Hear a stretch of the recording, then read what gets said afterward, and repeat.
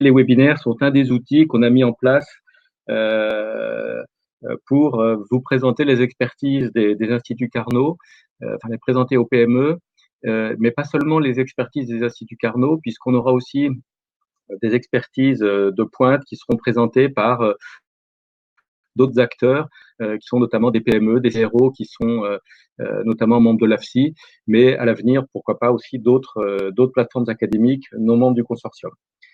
Voilà, donc le premier intervenant va être Gilles Subra, qui est responsable du plateau peptide de la plateforme Symbio 3 du Carnot Chimie Ballard Cirimat et qui va aborder la synthèse de biomolécules et de biopolymères.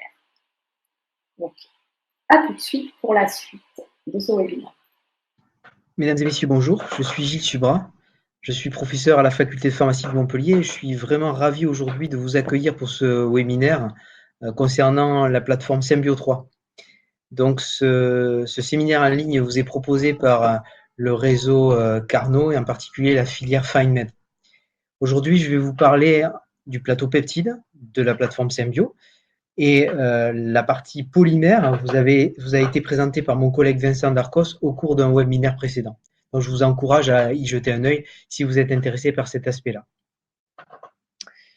La plateforme Symbio se situe à Montpellier et son objectif, c'est d'accompagner les projets de recherche en sciences du vivant et en santé en général en synthétisant, en concevant des molécules et des polymères d'intérêt biologique. Au-delà de cette activité artisanale de synthèse, son objectif aussi est d'offrir de l'expertise et du conseil pour vous aider à apporter des solutions innovantes aux problèmes que vous pourriez rencontrer lors du développement d'une molécule active, par exemple. La plateforme Symbio 3 s'appuie sur l'expertise des équipes de recherche de l'Institut des biomolécules Max Mousseron, ainsi que de l'Institut Carnot Chimie Ballard Cirimat. Et cette expertise-là se retrouve au travers des deux plateaux techniques de Symbio, qui sont le plateau peptide et le plateau polymère. En effet, tous les membres de Symbio sont également des membres des équipes de recherche dans l'équipe des biopolymères artificiels et dans l'équipe des protéines, des peptides et des aminoacides de l'Institut des biomolécules Max Mousseron, au sein duquel, en 2007, d'ailleurs, Symbio 3 a été créé. Symbio 3 est une plateforme qui a reçu le label Ibiza. Donc, c'est assez extraordinaire pour le mentionner. Elle fait partie des deux plateformes de synthèse chimique qui ont ce label, qui est habituellement réservé aux plateformes orientées vers le criblage et vers les outils biologiques. Donc, ce qui montre bien son interface entre la chimie et la biologie et sa capacité à répondre à des problématiques dans des projets aux interfaces qui concernent le développement de molécules actives. Évidemment, la plateforme est certifiée ISO 9001 et comme je vous l'ai dit précédemment, elle comporte deux plateaux.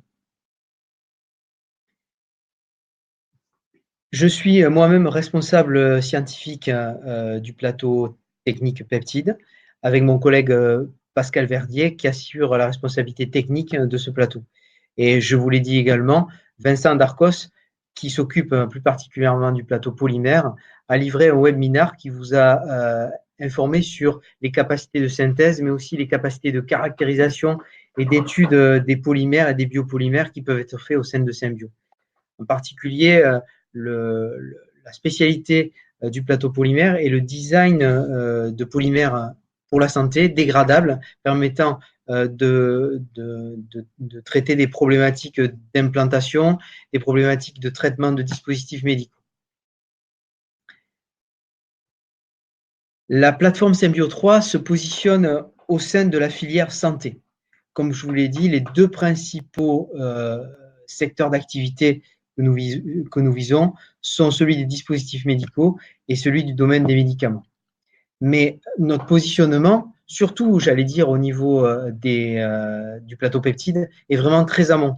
On a une expertise avérée dans le domaine de la conception, dans le domaine du drug design et dans le domaine aussi de l'optimisation de têtes de série. Ce qu'on peut faire au niveau de Symbio, c'est de la prestation de services en prenant en charge évidemment les synthèses, les caractérisations, les analyses et les purifications de biomolécules et de polymères. Mais ce qui nous intéresse particulièrement, c'est de prendre part à des projets de recherche et de développement aux interfaces entre la chimie et la biologie, et souvent au travers de contrats de collaboration. Symbio 3 peut également mettre à disposition de très nombreux équipements qui concernent les polymères, les petites molécules organiques, les peptides, tant au niveau de la synthèse que de leur analyse et de leur purification, mais également propose de la formation d'utilisateurs, qu'ils soient académiques ou privés, pour pouvoir les former sur des équipements de pointe ou des techniques de pointe qui concernent la synthèse ou l'analyse de biomolécules et de polymères d'intérêt biologique. Ces formations-là sont en général réalisées dans le cadre de CNRS Formation Entreprise. Comme je vous l'ai dit aussi, tous les membres de Symbio 3 font partie de l'Institut des biomolécules Max Mousseron et sont intégrés dans des équipes de recherche et donc ont une activité de recherche soutenue. Et au niveau de la plateforme, ils contribuent à des développements méthodologiques transversaux, tant au niveau des optimisations de synthèse sur support solide, par exemple, qu'au niveau de nouvelles méthodes de caractérisation ou de nouvelles méthodes de fonctionnalisation de surface. Et au niveau de la plateforme, entre 4 et 5 publications par an sortent et concernent ces développements méthodologiques. Quelques chiffres pour vous illustrer les activités de Symbio. Plus de 200 molécules sont synthétisées chaque année au sein de nos laboratoires, ce qui correspond à environ 250 purifications. La plateforme est à l'origine de 7 brevets sur des activités méthodologiques, donc pour le développement de nouveaux outils pharmacologiques ou de nouvelles techniques de synthèse. Et comme je l'ai dit tout à l'heure, entre 4 et 5 publications par an. Nous formons une trentaine d'utilisateurs chaque année. Et au niveau des enquêtes de satisfaction que nous réalisons, nous avons un bon taux de satisfaction pour les gens que nous aidons. Comme vous pouvez le voir sur ce graphe qui montre en fait la répartition de nos clients, finalement la plateforme est utilisée pour un quart par des utilisateurs de nos instituts de recherche, en particulier de l'Institut des biomolécules Max Mousseron et de l'Institut Carnot Chimie Ballard Cirimat de manière plus générale. Mais vous voyez que 36% des utilisateurs sont des académiques hors de nos instituts et essentiellement des biologistes qui viennent chercher justement une aide pour pouvoir développer leurs molécules dans des programmes de biologie. Et enfin, 40% des utilisateurs sont des industriels et vous pouvez en avoir un petit échantillon au-dessous ici. Laissez-moi maintenant vous parler plus particulièrement du plateau peptide. Donc, le plateau peptide a une expertise avérée dans le design de petites molécules organiques, donc des hétérocycles par exemple, des petites molécules dont le poids moléculaire peut varier entre 200 et 300 grammes par mol. Mais évidemment, son expertise principale est celle des peptides et des pseudo-peptides, tant pour designer des peptides bioactifs, des agonistes ou des antagonistes de récepteurs ou des inhibiteurs d'enzymes, mais aussi des peptides qui peuvent avoir des activités dans le domaine de la cosmétique, dans le domaine du diagnostic, dans le domaine également de l'imagerie pour faire des peptides sondes qui permettent de détecter ou d'imager certaines pathologies. On a une grande expertise aussi dans le domaine des conjugués à partir de peptides ou de biomolécules en général, qui peuvent servir pour des tas d'applications, notamment celles que j'ai évoquées dans le domaine du diagnostic.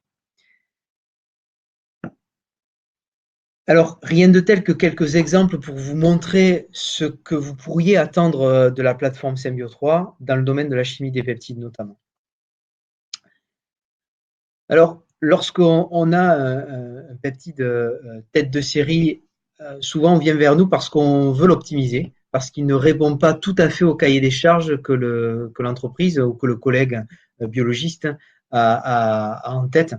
Et en particulier, il va falloir le modifier pour soit améliorer sa sélectivité, soit améliorer sa stabilité, c'est souvent le cas, parce qu'il va, comme tout peptide, se dégrader relativement vite en présence d'enzymes, de peptidases, d'exo ou d'endopeptidases. Et pour cela, il y a beaucoup de choses qu'on peut faire, des choses très simples qui consistent à changer la nature des aminoacides, par exemple, mais aussi à modifier la partie C-terminale ou la partie N-terminale, mais également à proposer des stratégies qui permettent de cycliser le peptide, donc de former finalement des peptides qui n'ont ni côté C-terminal ni côté N-terminal, dans le cas d'une cyclisation tête-queue, ou au contraire de ponter des chaînes latérales.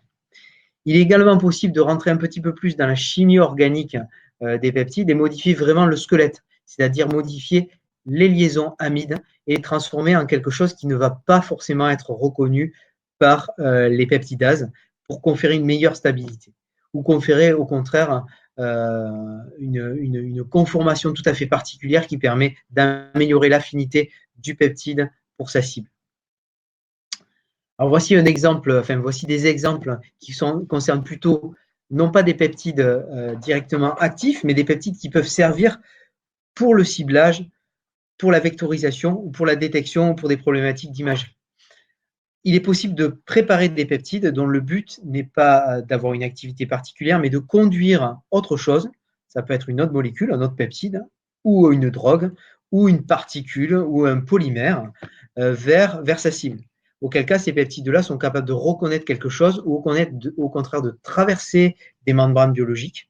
Il s'agit par exemple de cell penetrating peptides qui sont capables de rentrer dans le cytosol, ou de séquences qu'on appelle NLS pour Nuclear Localization Sequences, qui permettent en fait d'adresser le peptide au noyau.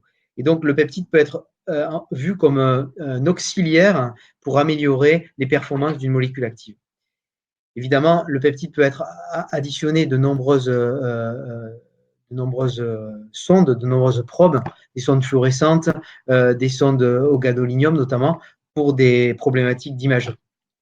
Il est possible aussi de conjuguer les peptides. Alors là, j'ai mis un limite tout simple, mais ça peut être tout un tas de méthodes de conjugaison bioorthogonales pour pouvoir les greffer à des tas d'autres choses, d'autres biomolécules, comme je l'ai dit, des drogues, des nanoparticules, des polymères, des surfaces, etc. etc.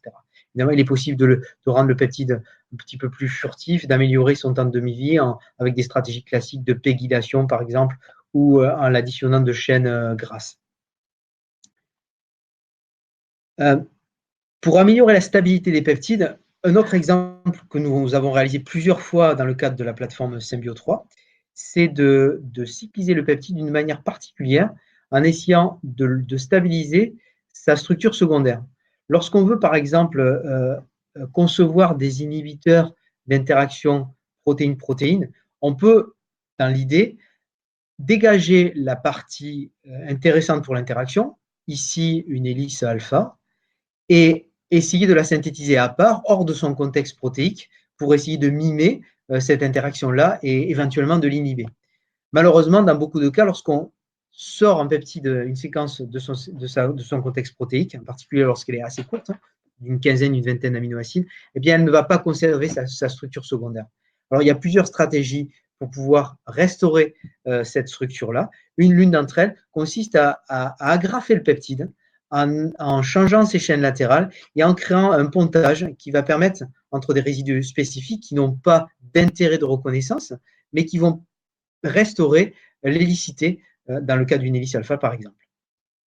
Donc, cette stratégie dite des staple peptides a été utilisée pour designer des composés pour inhiber ou pour reconnaître, pour inhiber des interactions ou pour reconnaître des poches dans des protéines.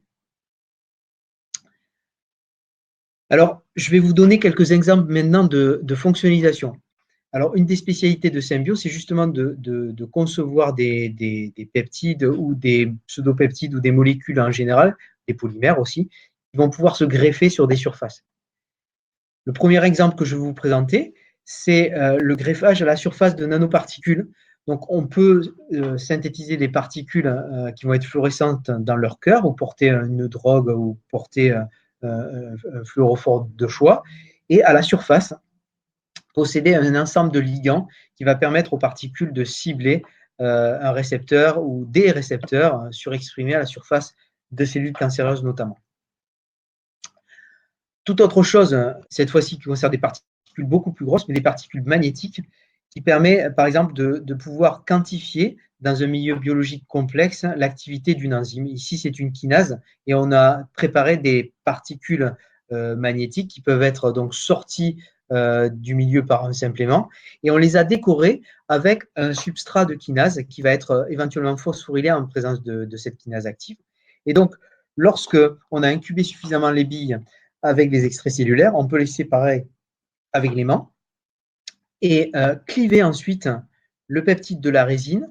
Ici, c'est un linker qui peut se cliver en milieu acide, mais il est tout à fait possible d'installer des linkers clivables par photolabile, par exemple, clivables de manière photolabile, par exemple, et de récupérer un mélange de composés qui va correspondre aux substrats qui vont être ou non modifiés par l'enzyme. Et une simple analyse par spectrométrie de masse permet d'avoir une idée, de quantifier l'activité de cette enzyme-là. Il est toujours possible aussi de modifier, et ça c'est très intéressant, la surface de dispositifs médicaux.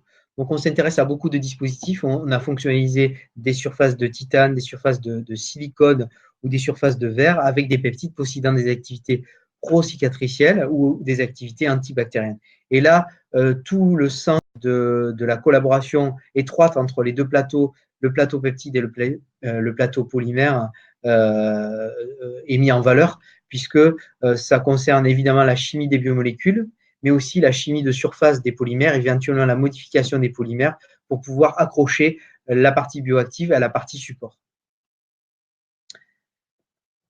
Les demandes récurrentes qu'on a au niveau de Symbio3 concernent aussi l'identification de produits secondaires dans des lots de principes actifs ou des lots destinés à entrer dans des phases cliniques.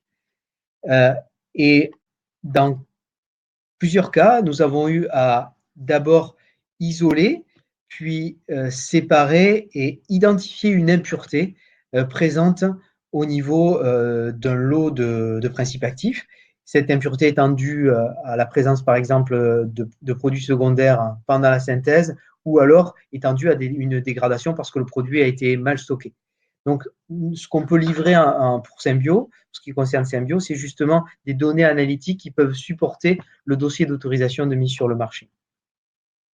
Quelque chose de typique est d'abord l'isolement de l'impureté par HPLC préparative, son identification par des méthodes d'abord de LCMS, puis ensuite de RMN.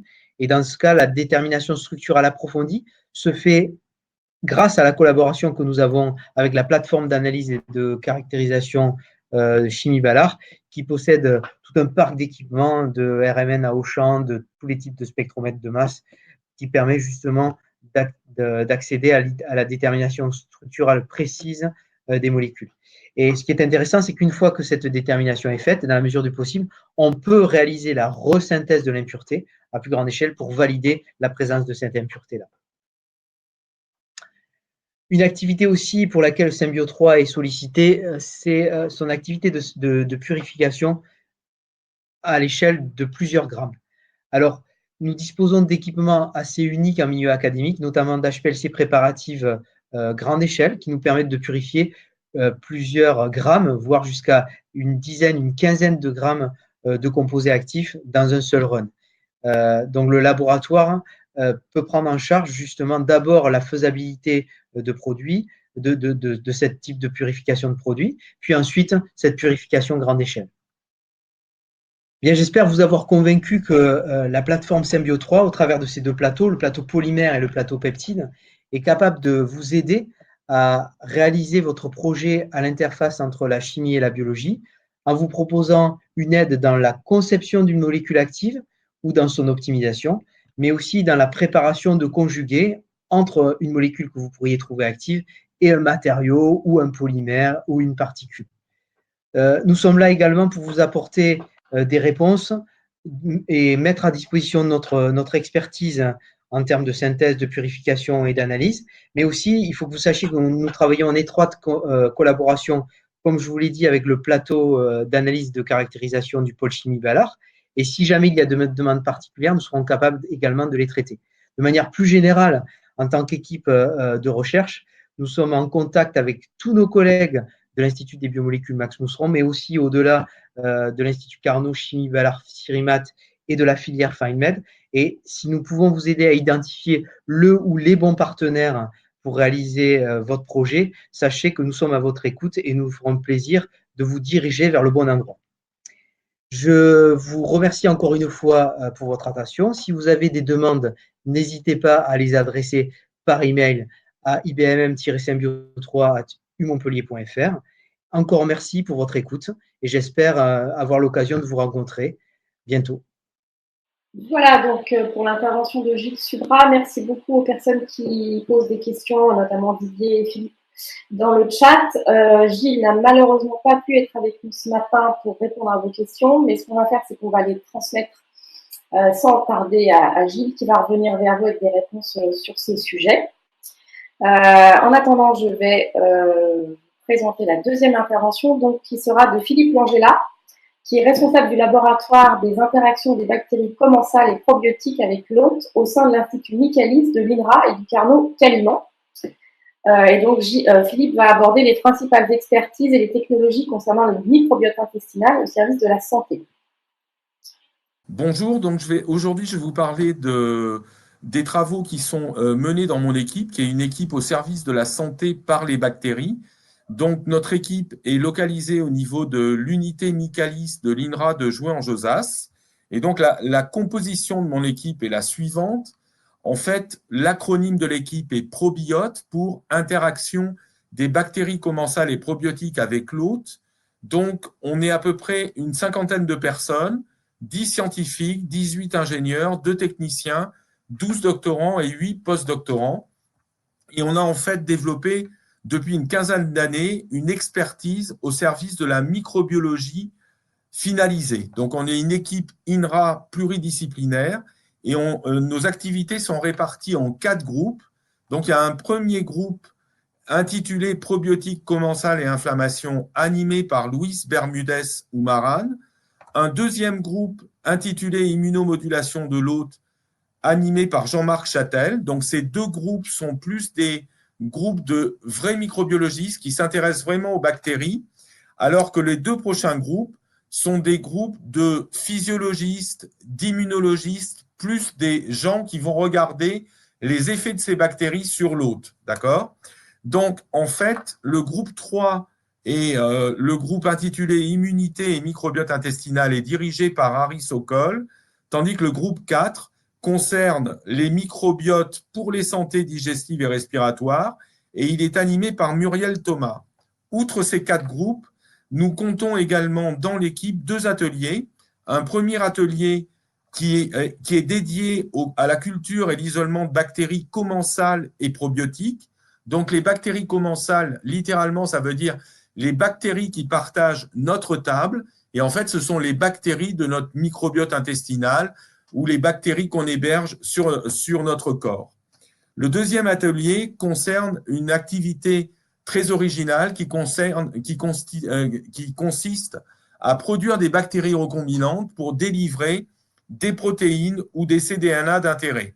Donc, vous voyez qu'à partir de la microbiologie, on arrive à impacter la physiologie de l'hôte et notre objectif final est justement d'optimiser ces travaux et de les appliquer à la santé de l'homme par le biais d'essais cliniques qu'on mène chez l'homme ou l'animal. Donc notre singularité, c'est effectivement celle-là, c'est d'aller des bactéries à leurs effets santé. Donc on étudie les interactions entre les bactéries et l'hôte à des fins santé. On fait ça dans des conditions physiologiques, mais également dans des conditions physiopathologiques. Et en fait, l'ADN de notre équipe a longtemps été l'intérêt pour l'inflammation, et notamment l'inflammation intestinale. Et aujourd'hui, on s'intéresse au-delà de la seule inflammation au niveau intestinal. On s'intéresse maintenant, par exemple, au microbiote du poumon, on s'intéresse au microbiote du nouveau-né, de la maman, et donc on essaie d'agir en termes de santé sur des pathologies qui vont donc des maladies inflammatoires chroniques intestinales jusqu'au cancer colorectal, en passant par le syndrome métabolique comme diabète et obésité. D'accord ? Et donc, l'idée est d'utiliser des bactéries pour impacter sur la composition du microbiote intestinal et impacter de cette façon-là sur notre santé. Donc, on a une très bonne connaissance des bactéries dites probiotiques. Donc, c'est des bactéries qui sont censés conférer un bénéfice santé à l'hôte. On s'intéresse également à tout ce qui est prébiotique, qui sont des fibres qui sont majoritairement dégradées par des bonnes bactéries de notre microbiote intestinal. Depuis plus récemment, on s'intéresse également à ce qu'on appelle le mycobiote, à savoir les micro-organismes eucaryotes qui peuplent notre microbiote intestinal et qui peuvent être soit des levures, soit des champignons. Donc, on valorise nos travaux par le biais de publications, mais également par le biais de brevets. Et on a des partenariats à la fois académiques et industriels. Et notre objectif, par le biais du dépôt de brevets, est que nos brevets soient rachetés et licenciés par des partenaires industriels et qu'on puisse faire ainsi un vrai transfert et de la vraie recherche translationnelle en passant du laboratoire chez l'homme ou l'animal. Donc nos atouts, c'est une expertise forte en microbiologie pour isoler de nouveaux micro-organismes. Donc on sait isoler des souches, on sait les caractériser, on sait les valider et on sait développer de nouvelles stratégies bactériennes. Pour cela, au niveau du laboratoire, on est équipé de dispositifs de culture en aérobie et anaérobie stricte, puisqu'il faut savoir que 90% des bactéries commensales intestinales sont des bactéries qui vivent dans le côlon en absence d'oxygène et elles ne peuvent donc être cultivées qu'en absence d'oxygène.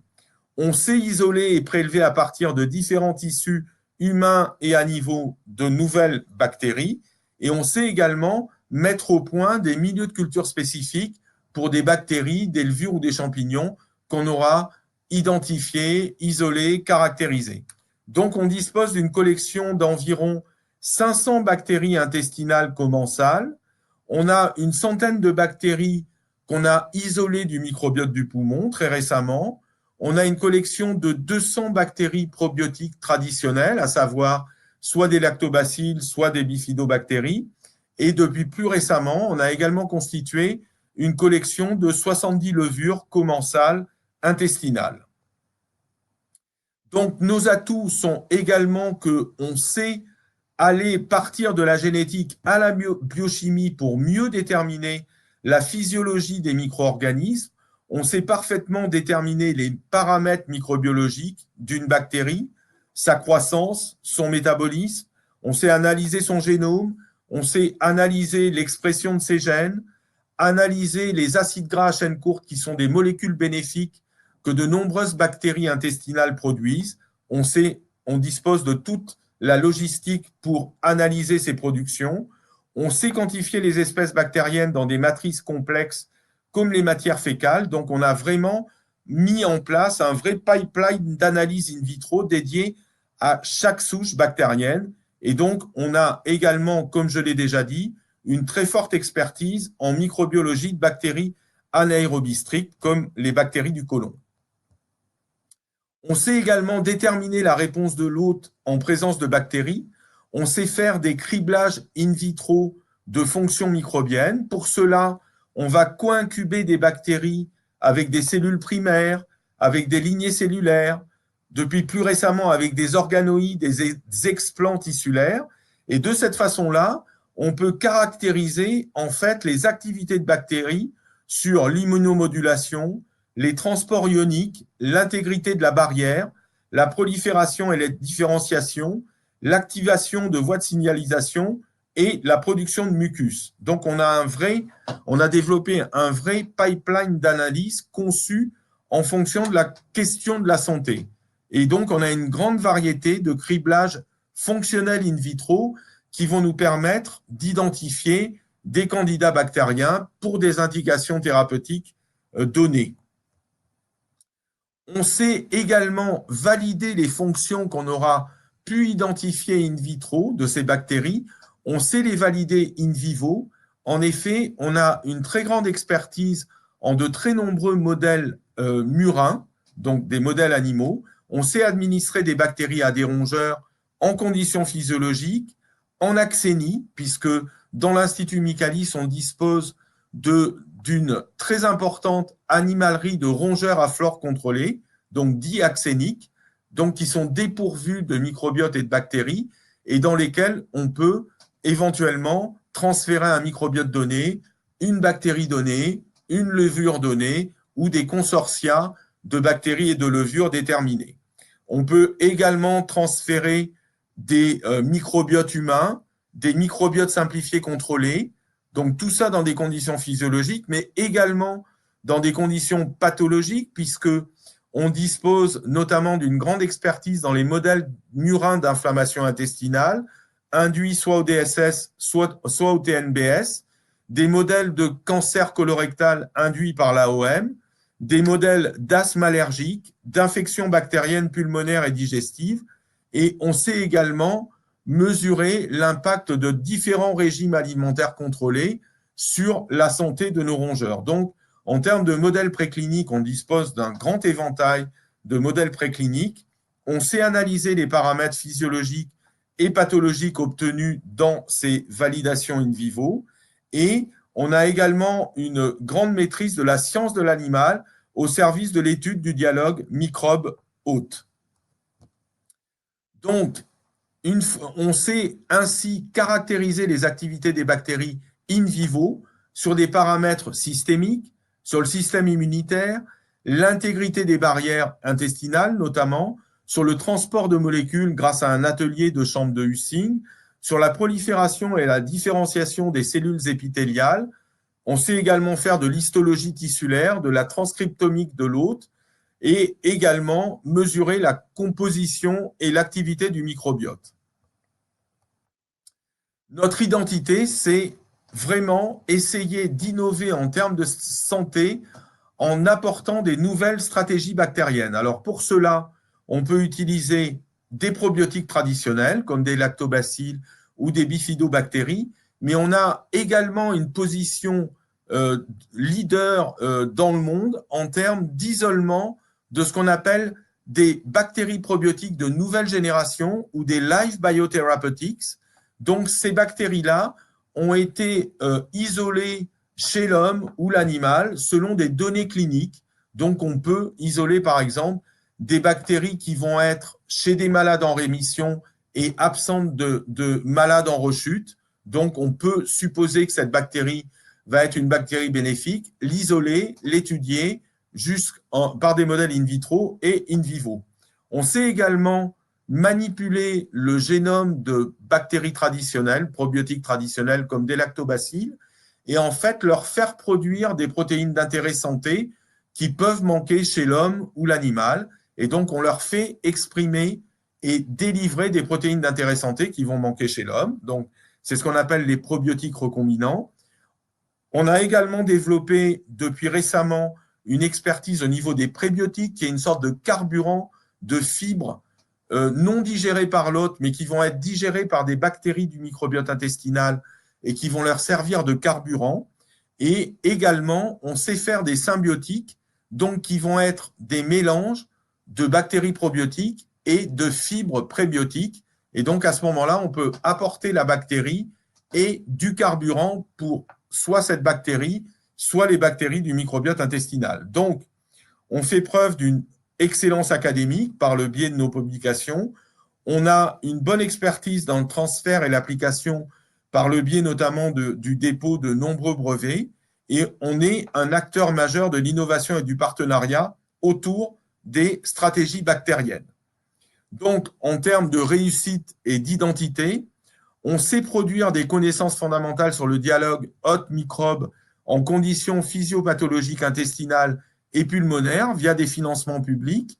Donc, dans les 5 dernières années, on a obtenu environ 5,5 millions d'euros de financement public par le biais d'ANR, d'ERC ou de projets FUI. On est également leader d'opinion sur les microbiotes, les probiotiques et les prébiotiques, puisqu'on a publié environ 150 publications et revues et 8 chapitres d'ouvrages depuis 2014. En termes de transfert de technologie, on est également très dynamique, puisqu'on a déposé 20 brevets, on a obtenu des financements de prématuration, 8 financements de prématuration et 1 financement de maturation auprès de la SAT-Saclay. En termes de contrats industriels, depuis 2014, on a obtenu 3,5 millions d'euros de contrats. et on a actuellement 7 tests CIFRE au niveau du laboratoire. Et il faut également souligner qu'on a pu, sur la base de travaux menés dans le laboratoire, notamment autour d'une bactérie commensale qui s'appelle Faecalibacterium prosnitzi, on a pu créer une start-up qui s'appelle Excellium Biosciences avec l'appui d'INRA Transfer et d'INSERM Transfer. Donc, l'exemple emblématique de projet mené dans le laboratoire, c'est justement cette bactérie commensale à anaérobie stricte, Faecalibacterium prosnitzi, donc qui a été identifiée parce qu'elle était présente chez des malades de Crohn iléal qui étaient en rémission et elle était absente chez les malades de Crohn iléal qui étaient en rechute. Donc, on a isolé cette bactérie il y a une dizaine d'années. On a commencé à travailler sur cette bactérie, à la caractériser, à valider l'hypothèse selon laquelle elle pouvait avoir des propriétés intéressantes. Donc, on a pu démontrer qu'elle avait des propriétés anti-inflammatoires extrêmement intéressantes. Depuis, on a isolé 11 nouvelles souches à partir de selles humaines. On a pu les caractériser au niveau phénotype et génomique. On a pu également caractériser les principes actifs anti-inflammatoires de Faecalibacterium prosnitzi. On a pu valider ces principes actifs en modèle préclinique et comme je viens de le dire, on a pu développer et fonder pour tester chez l'homme Faecalibacterium prosnitzi en tant que Live Biotherapeutics. On a fondé la start-up Excellium Biosciences. Et donc, sur cette bactérie, depuis une dizaine d'années, on a publié 24 articles, déposé 5 brevets. On a été invité dans des congrès internationaux 35 fois et on a donc créé notre start-up Excellium. Donc voilà, j'en ai terminé. Et donc, pour tout contact, vous pouvez contacter soit l'Institut Carnot-Caliment, soit me contacter directement à mon adresse mail philippe.langella@inra.fr. Au revoir, bonne continuation. Voilà, donc on en a terminé avec l'intervention de Philippe Langella. On va passer à notre intervenant, notre troisième intervenant qui est une intervenante, qui est Claudine Richon, qui est directrice de projet export pour la société Popsicube.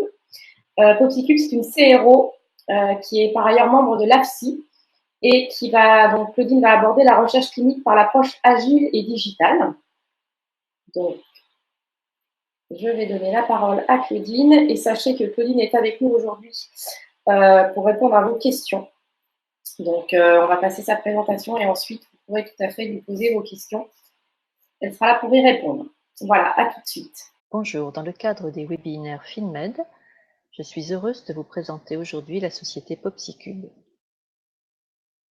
Popsicube est une société de recherche clinique innovante permettant de réaliser des essais cliniques non seulement à l'hôpital, mais également à domicile à l'aide d'objets numériques connectés pour limiter la saisie papier. Notre société est donc à caractère agile, clinique et numérique, digital. Je vais vous en présenter les bénéfices aujourd'hui. Mon nom est Claudine Richon, je suis directeur export projet pour Popsicube. Nous sommes présents au plan international avec 4 implantations de bureaux principaux. Le headquarter, donc la maison mère, est située en France, dans les Yvelines, près de Paris. Nous avons également une filiale aux États-Unis à Philadelphie, une filiale en Chine, à Wuhan, et plus récemment, une filiale en Russie, à Moscou. Notre présence se situe dans un grand nombre d'autres pays, au travers de partenaires internationaux dont vous voyez la liste des pays ici sur cette diapositive. Notre société réalise des études cliniques pour l'ensemble des produits de santé, aussi bien en études pré-market, avant mise sur le marché, que post-market, conformément à la législation. Agile. En fait, nous avons opté pour un développement des études cliniques qui s'inspire de l'industrie informatique, tout simplement des techniques de méthode agile qui sont très répandues en informatique. L'idée étant de diminuer le temps, le cycle des études cliniques en optimisant les coûts. Vous voyez sur cette courbe que par rapport au cycle traditionnel d'une étude clinique, nous permettons de réduire de 10 à 40% par la méthode agile la réalisation de ces études. Le coût en est donc forcément réduit. Et on limite le risque, bien évidemment, d'investissement par rapport à la durée et à la réalisation de l'étude clinique. La méthode agile est une méthode adaptative, qualifiée en anglais de learn as you go, c'est-à-dire une méthode au fil de l'eau qui permet d'impliquer le client tout au long de l'étude, aux différentes étapes, pour lui permettre d'avoir son pouvoir de décision en l'informant de l'avancée des différentes étapes de l'étude. Digital. Notre offre numérique couvre un certain nombre de sujets. En ce qui concerne les outils numériques proprement dit, nous avons tout d'abord le PopsiPen, qui est un stylo numérique dont vous voyez la photo à droite sur l'écran, ici.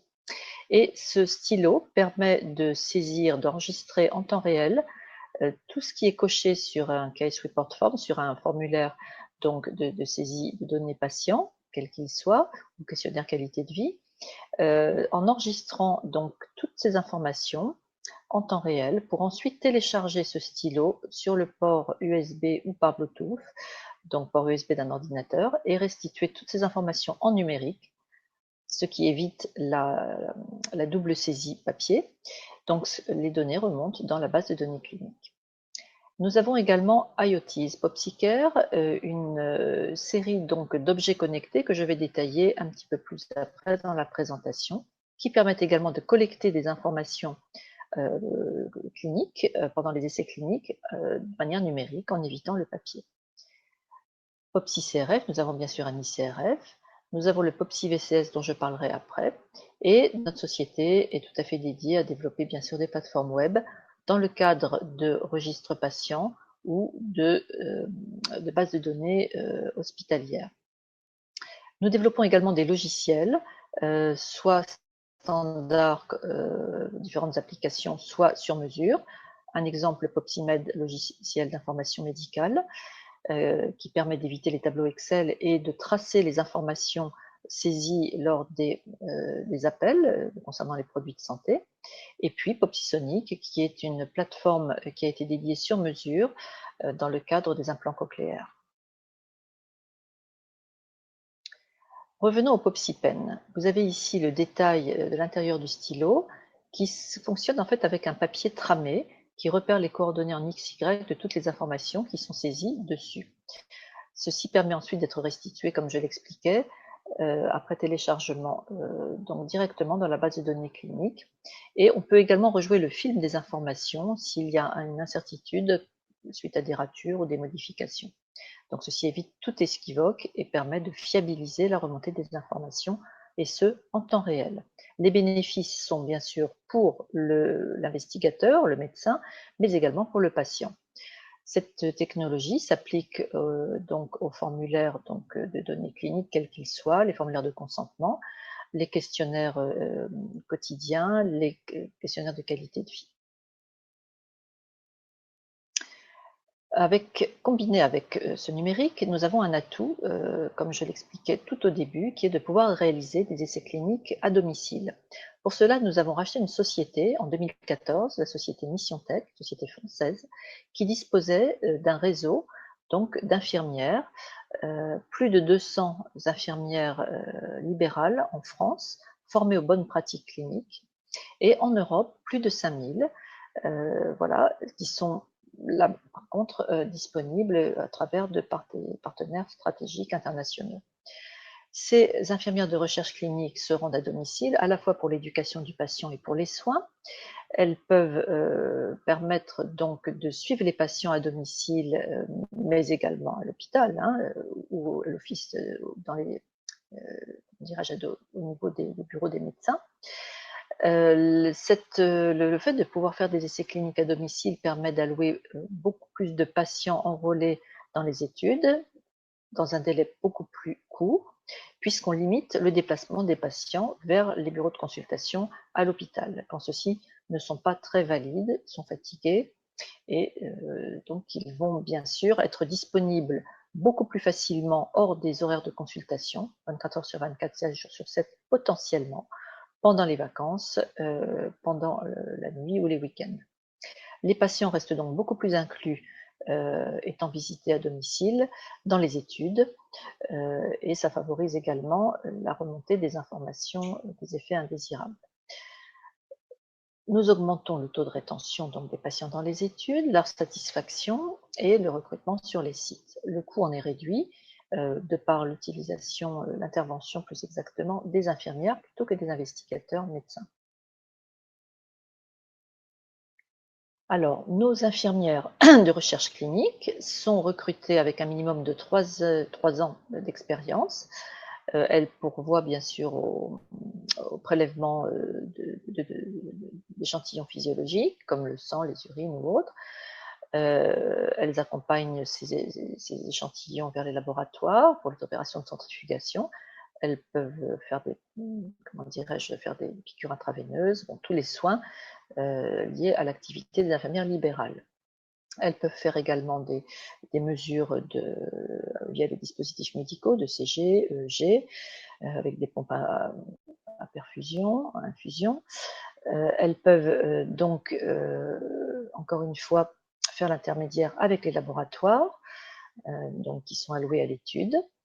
Et on les choisit de manière la plus proximale possible par rapport aux patients, de manière à limiter le temps de déplacement, optimiser les coûts, là également, au travers du réseau dont nous disposons.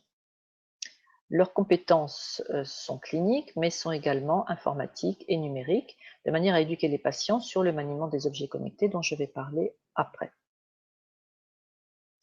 Alors, donc c'est là où effectivement le caractère agile de nos études combiné à l'approche humaine à domicile de nos infirmières, au travers d'outils numériques, va optimiser tout le process des essais cliniques. Voici quelques exemples de réalisation combinant l'outil numérique et les essais cliniques à domicile, sachant qu'encore une fois, nos infirmières interviennent dans la fourniture des objets connectés à domicile chez les patients, l'éducation du patient, et l'assistance technique faisant l'interface s'il y avait des problèmes de maniement de ces objets.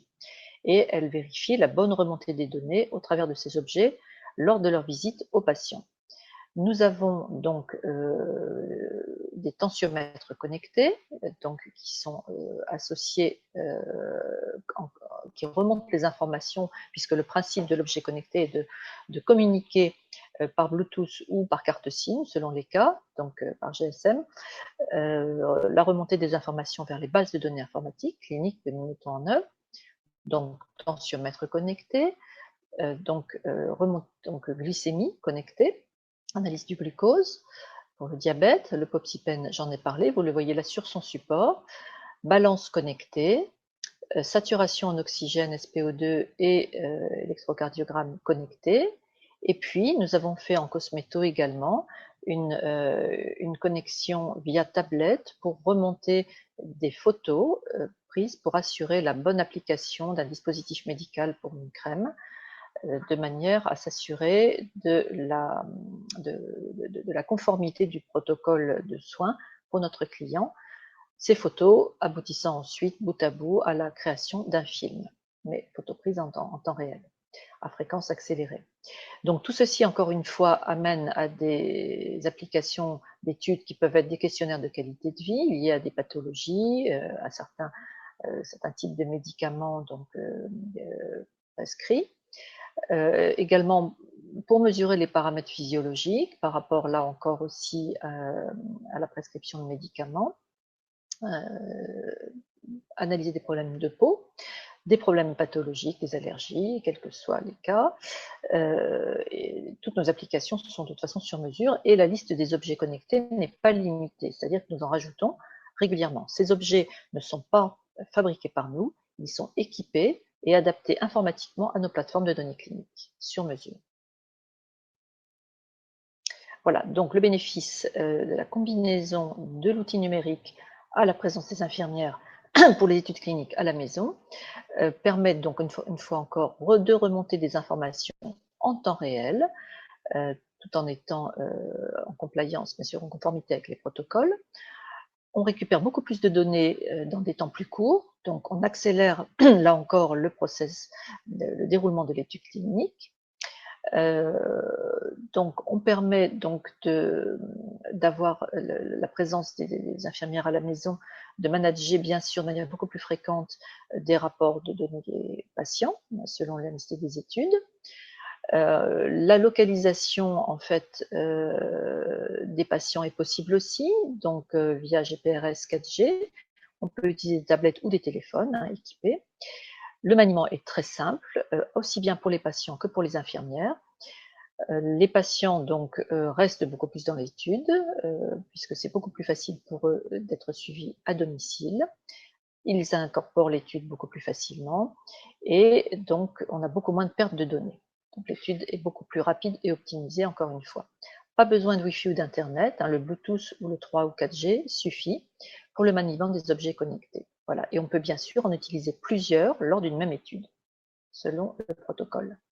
Vous avez ici donc des exemples d'études qui ont été réalisées pour différents types de clients, petits, moyens, gros, qui sont parmi nos clients, différentes aires thérapeutiques, des problèmes de peau, du psoriasis, donc le syndrome Westlake, donc également. Vous avez donc la dermatologie qui a été effectivement pas mal utilisée, le diabète, ce sont les plus récentes que je vous ai citées ici, des désordres sexuels également et des problèmes donc de sommeil. Voilà. On peut impliquer différents pays, c'est ce que nous faisons, puisque encore une fois, nous sommes une société internationale, donc l'Écosse, le Canada, la France, les USA, l'Allemagne. Ceci n'est pas exhaustif, ce sont des exemples d'études multi-pays.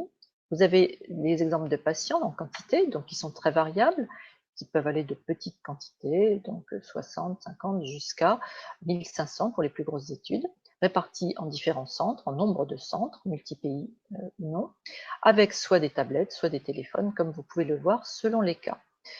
Et puis, dans ces cas, nous réalisons des applications, évidemment, qui sont intégrées sur les smartphones et tablettes, qui vont être traduites selon la nature des pays en présence, dans différentes langues, de manière à ce que les patients puissent être, bien sûr, suivis dans la langue de leur pays. Voilà, en conclusion, donc, les bénéfices combinés du digital et de la méthode agile sont bien évidemment optimisés encore plus pour les essais cliniques à domicile, mais tout ceci peut être utilisé aussi pour nous dans les études à l'hôpital. Les bénéfices concernent le patient, le médecin et le sponsor, le promoteur bien évidemment, puisque l'idée est de permettre par le biais de ces études un accès au marché beaucoup plus rapide et moins coûteux. Voilà, donc je reste à votre disposition pour toute question et je vous remercie de votre attention. Eh bien, merci beaucoup Claudine pour cette intervention. Donc Claudine est avec nous. Je vous propose Claudine d'activer votre webcam et votre micro. Donc entre-temps, vous avez vu Jules Subra avec lequel j'étais en contact a répondu à vos questions. Donc j'espère que les réponses vous conviennent. N'hésitez pas à chercher des compléments. Je lui ai proposé aussi de répondre à la 4e question que vous avez envoyée entre-temps. Donc j'attends sa réponse. Voilà, donc Claudine est là. Claudine, alors est-ce que vous voulez faire des compléments déjà sur les réponses que vous avez apportées jusqu'à présent? Je pense que c'était assez ciblé. Maintenant, si ce n'est pas clair, je peux continuer à développer. Ça dépend de la compréhension des interlocuteurs. Ce que je vous propose, c'est qu'on va traiter 2 questions qui nous avaient été envoyées en parallèle.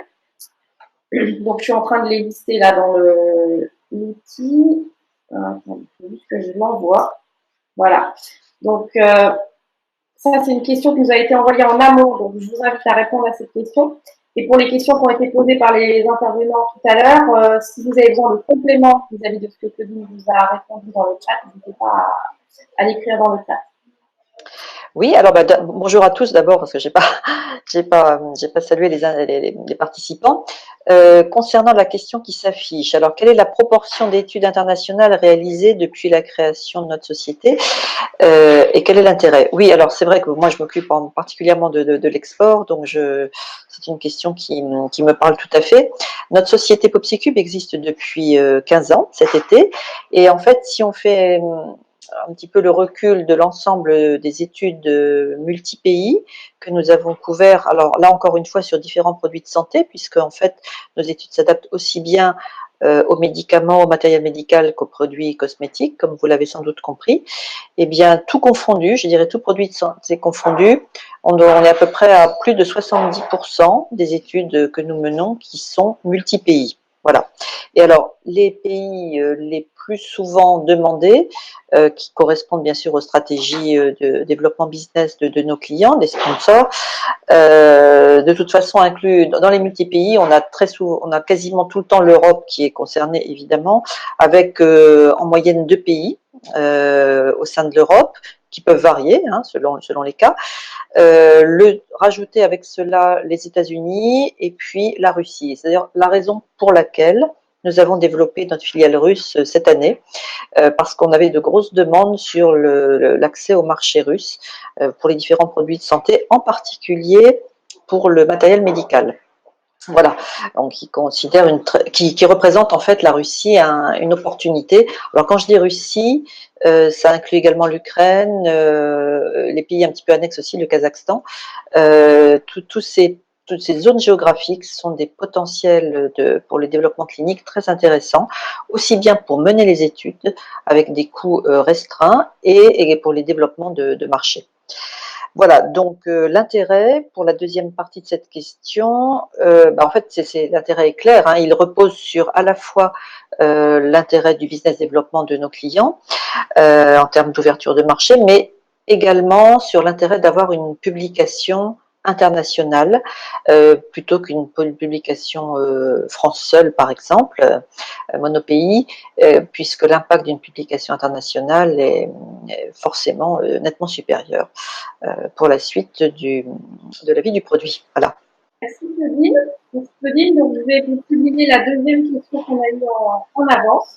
Donc, quelle proportion d'utilisation du papier versus digital dans la collecte de données? Oui, alors effectivement, vous l'avez vu dans la présentation, notre force est beaucoup sur l'outil numérique, hein, puisque dès la création de l'entreprise en 2004, notre dirigeant a souhaité opter pour l'optimisation du numérique pour gagner temps et de l'argent pour nos clients. Voilà.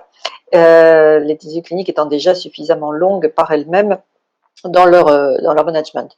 Le CRF papier, donc le Case Report Form, en fait, traditionnel, nous ne l'utilisons, je dirais, quasiment jamais. En fait, aujourd'hui, on est 100% numérique pour la collecte des données, je dirais, pour à la fois via le PopsiPen, le stylo numérique, donc c'est ou le PopsiPen ou encore une fois l'ICRF, hein, le CRF électronique, que nous utilisons pour quasiment toutes nos études. Maintenant, il y a un domaine pour lequel on utilise encore le papier qui va être pour les questionnaires patients, notamment les questionnaires de qualité de vie. S'ils sont remplis, expédiés aux patients et que nous les recevons sous forme d'enveloppe T, enfin quel que soit le moyen, là, bien évidemment, il faudra les saisir dans l'ICRF, donc en double saisie papier. Mais c'est le seul cas. Pour toutes les données saisies par les investigateurs, elles sont 100% numériques aujourd'hui. On a une question en parallèle de Philippe qui demande pas d'outils numériques pour les QOL.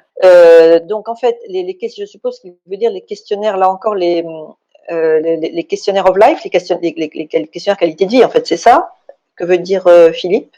Alors Philippe, si vous voulez, vous pouvez compléter votre question pour Claudine. Ça vous permettra de mieux vous répondre. Voilà, donc Philippe va compléter sa question. Questionnaire. Patient, oui c'est ça, donc on est bien d'accord. Ok, bon c'est exactement, en fait, oui, merci la question, c'est exactement ce que j'ai fini de dire tout à l'heure, c'était que c'était le seul domaine des questionnaires qualité de vie pour lesquels on les traite en papier. Alors, on les traite en papier, pas systématiquement. Encore une fois, pour toutes les données investigateurs, elles sont 100% numériques dans nos études aujourd'hui. Mais dès lors qu'on a des questionnaires qualité de vie, s'ils sont envoyés, tout dépend du format du design de l'étude, s'ils sont envoyés au papier, sous format papier aux patients, avec encore une fois une enveloppe T de réponse et que nous les récupérons, à ce moment-là, ce sont nos ARC qui vont bien sûr les saisir en double saisie papier dans notre ICRF, hein, dans la plateforme de données cliniques ensuite. Et là, c'est le seul, voilà, c'est le seul cas. Mais malgré tout, je peux compléter cette réponse pour vous dire qu'il arrive que nous développions des questionnaires qualité de vie via smartphone ou tablette, au format électronique aussi pour les patients. Donc, on a certaines études pour lesquelles c'est arrivé, et je l'ai mentionné d'ailleurs dans la fin de la présentation, vous aviez des exemples donc d'études qui utilisaient des smartphones ou tablettes, avec notamment les questionnaires de qualité de vie donc numériques, informatisés. Voilà. Donc, on peut faire les deux. Hein. Mais en tout cas, le papier, s'il apparaît, c'est uniquement dans les questionnaires papier patients, pas dans les données investigateurs. Ok. Didier me dit que le son est revenu, donc magnifique. On vous enverra de toute façon le lien vers le replay, donc vous aurez aussi la réponse à la question que vous n'avez pas entendue de Claudine. J'avais noté aussi qu'il y avait une question de Gilles auquel il n'a pas répondu. Donc je ne sais plus si c'est Didier ou Philippe qui l'avait posé, mais en tout cas on vous enverra les réponses, la dernière réponse de Gilles à la question 4. Si vous avez des questions, n'hésitez pas à les poser là tout de suite parce qu'on va bientôt clôturer la session. Je voudrais vous remercier de votre temps. Vous dire qu'il va y avoir un troisième webinaire FindMed qui va être organisé en janvier. Alors, vous avez la date exacte, mais Damien vous l'a redonné tout à l'heure. En tout cas, on vous enverra les informations pour que vous puissiez participer si vous le souhaitez. Merci beaucoup à Claudine d'être venue avec nous à ce webinaire.